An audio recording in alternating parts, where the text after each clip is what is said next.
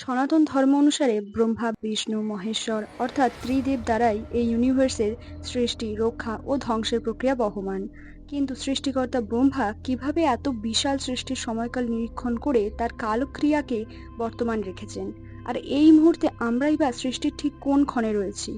ব্রহ্মা, দেবগণ এবং মানুষসহ মৃত্যু লোকের বাকি জীবগণের সময়কাল কি একইভাবে চলে? আমরা এই ভিডিওর মাধ্যমে এই সমস্ত প্রশ্নের উত্তর জানব। হিন্দু পুরাণ অনুসারে এই সৃষ্টিচক্রে ব্রহ্মা প্রতিদিন ইউনিভার্স তৈরি করেন এবং রাত্রে তা ধ্বংস করেন।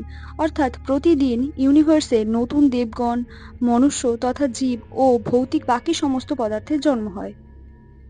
এখন ব্রহ্মার একটা দিন মানুষের এক দিনের তুলনায় ঠিক কত গুণ বড়? এর জন্য আমাদের ব্রহ্মার টাইম লাইন অর্থাৎ সময়কাল সম্পর্কে জানতে হবে, যা আমরা খুবই সহজভাবে আপনাদের সামনে প্রেজেন্ট করছি। এক চন্দ্রমাস অর্থাৎ চাঁদের পৃথিবীর চারিদিকে একবার পূর্ণ পরিক্রমণের সময়কাল, যা মানবজাতির দিনক্ষণের নিরিখে প্রায় 30 দিন। এইভাবে 12টি চন্দ্রমাস দিয়ে পূর্ণ হয় আমাদের এক বছর। আমাদের এক বছর দেবতাগণের এক অহোরাত্র অর্থাৎ একটি দিন ও একটি রাতের সময়কাল হয়, এবং 360 অহোরাত্র সমান দেবতাদের এক বছর অর্থাৎ এক দেববর্ষ পূর্ণ হয়। 12,000 এইরকম দেববর্ষ নিয়ে হয় এক চতুর্যুগ। এক চতুর্যুগ মানে সত্য, ত্রেতা, দাপট, কলি এই 4 যুগের বৃত্তটি। এক চতুর্যুগের সময়কাল আমাদের সময়ানুসারে প্রায় 43,20,000 বছর, যার মধ্যে 17,28,000 বছর সত্যযুগ, 12,96,000 বছর ত্রেতা যুগ, 8,64,000 বছর দাপর যুগ এবং 4,32,000 বছর ইহযুগ অর্থাৎ কলিযুগের। এই রকম 71টি চতুর্যুগ নিয়ে গঠিত হয় এক মন্বন্তর, অর্থাৎ 71 বার এই সত্য, ত্রেতা, দাপট, কলি রিপিটেশন নিয়ে হয় মন্বন্তর। প্রতিটি মন্বন্তরে থাকে নতুন জীব। ইন্দ্র, মনু অর্থাৎ মানব সৃষ্টির প্রথম দেবতা, অন্যান্য দেবতাগণ এবং সপ্তর্ষিগণ নতুনভাবে স্থাপিত হয়। এইভাবে 14টি মন্বন্তরে হয় এক কল্প। এই এক কল্পই হল স্বয়ং ব্রহ্মার এক দিন। 14 মন্বন্তরের প্রতিটির মধ্যে থাকে সন্ধিকলস নামের একটি সময়কাল, যার মধ্যে সমগ্র ধরিত্রীকে গর্ভোদক সাগরের মধ্যে নিমজ্জিত রাখা হয়।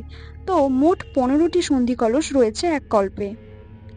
প্রতিটি সন্ধিকলস আমাদের 17,28,000 বছর অর্থাৎ এক সত্যযুগের সমান হয়। এইভাবে 15টি সন্ধিকলস এবং 14টি মন্বন্তর মিলিয়ে মোট আয়ু হয় 4,32 কোটি, যা এক কল্পের সময়কাল অর্থাৎ ব্রহ্মার এক দিনের সময়কাল। সুতরাং এক কল্প, 15টি সন্ধিকলস ও এক ব্রহ্মরাত্রি মিলিয়ে হয় ব্রহ্মদেবের একটা পূর্ণ দিন। এইরকম 30টি পূর্ণ দিন নিয়ে তৈরি হয় ব্রহ্মদেবের এক মাস অর্থাৎ এক ব্রহ্মমাস, এবং একইভাবে 12 ব্রহ্মমাস নিয়ে হয় এক ব্রহ্মবর্ষ। এই একটা একটা ব্রহ্মবর্ষ নিয়ে যখন সেটি 100 ব্রহ্মবর্ষে পরিণত হয়, তা হয় ব্রহ্মদেবের পূর্ণ জীবনকাল, যাকে এক মহাকল্প বলা হয়। এক মহাকল্প সমগ্র হওয়ার পর নতুন ব্রহ্মদেব আসেন এবং সৃষ্টিচক্র এইভাবেই বারবার বহমান থাকে। অ্যাকর্ডিং টু আওয়ার সায়েন্টিস্ট, আমাদের ব্রহ্মাণ্ড এখনো পর্যন্ত এই 4,32 কোটির সময়কালই পেরিয়েছে। এরপর ধীরে ধীরে দিন সম এক রাত্রিও যাপন করবেন ব্রহ্মা। অর্থাৎ এই কারণেই রাত্রি শেষে প্রলয় আসবে, পরের দিন আবার হবে নতুন জীব। এখন প্রশ্ন হলো, আমরা এই মহা সময়কালের ঠিক কোন ক্ষণে রয়েছি?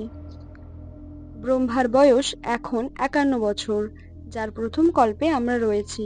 এর নাম শ্বেত বরাহ কল্প। এর আগের কল্পের নাম ছিল পদ্মাকল্প। এই কল্পের 14টির মধ্যে আমরা সপ্তম মন্বন্তরে আছি, যার নাম বৈবস্বত মন্বন্তর।